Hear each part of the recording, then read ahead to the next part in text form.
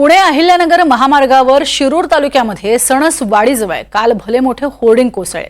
या मार्गावरती मोठी रहदारी असते, अशातच मुख्य चौकात होर्डिंग कोसळल्याने जीवितहानीचा धोका होता, मात्र सुदैवाने जीवितहानी झाली नाही। होर्डिंग खाली लावलेल्या 5 ते 6 दुचाकींचं मात्र प्रचंड नुकसान झालंय।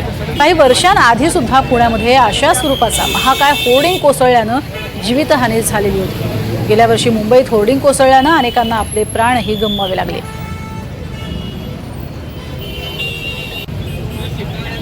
मुंबईतली घटना ताजी आहे। या वर्षी तरी किमान या संदर्भातला निर्णय घेतला जाईल अशी अपेक्षा होती, मात्र होर्डिंग कोसळण्याच्या घटना वारंवार घडत आहेत।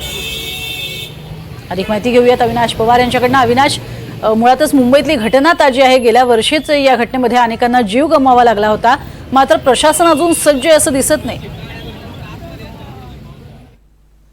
प्रज्ञा, हे जे वाक्य आहे ते निश्चितच खरं आहे, कारण आपण काही दिवसापूर्वी म्हणजे 2 ते 3 दिवसापूर्वी एनडीटीव्हीने तिरंगुट भागामध्ये पुण्याजवळ ज्या पद्धतीने होर्डिंग कोसळलं वादळी वाऱ्यामध्ये, त्याची देखील बातमी दाखवली होती। त्यानंतर आपण हाच प्रश्न केला होता की वादळी वाऱ्यासह हा जो पाऊस पडतोय, एकतर हवामान खात्याने याविषयीचा अंदाज वर्तवला होता आणि आता हवामान खातं ज्या पद्धतीने अंदाज वर्तवतंय त्याच्यामध्ये जी आधुनिकता आलेली आहे, त्यामुळे हवामान खातं हे अगदी अचूक निघतात आणि त्याच्यामुळेच आपण पाहतो की संपूर्ण राज्यभरात त्या पद्धतीने सांगितलं होतं हवामान खात्याने मुसळधार पाऊस पडतोय, त्यासोबतच वादळी वारा आहे, कारण हा जो आहे मोसमी पूर्व पाऊस आहे, त्याच्यामुळे ठिकठिकाणी नुकसान होताना दिसतंय। त्याच पद्धतीने काल जो प्रकार घडला सणसवाडीजवळ जे होर्डिंग कोसळलं त्याच्यामध्ये 5 ते 6 दुचाकी यांचं नुकसान झालेलं आहे।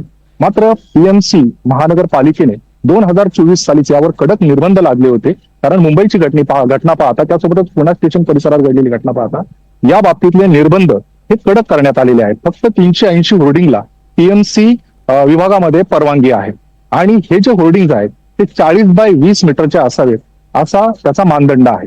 याकरिता स्काय साइन विभाग हे देखील नेमलेला आहे, त्या ठिकाणाहून याची परवानगी घ्यायची आहे आणि हे जे 40 बाय 20 होर्डिंग आहे हे होर्डिंग उभारताना 2 होर्डिंग मध्ये 1 मीटरचं अंतर असावं असंही त्याच्यामध्ये अंतर्भूत केलेलं आपल्याला पाहायला मिळतं। मात्र पीएमसी जो विभाग आहे म्हणजे पूर्ण पुणे महानगरपालिकेचा हा जो परिसर आहे याच्यामध्ये जर आपण बारकाईने पाहिलं तर 380 पेक्षा कितीतरी होर्डिंग आपल्याला दिसतात।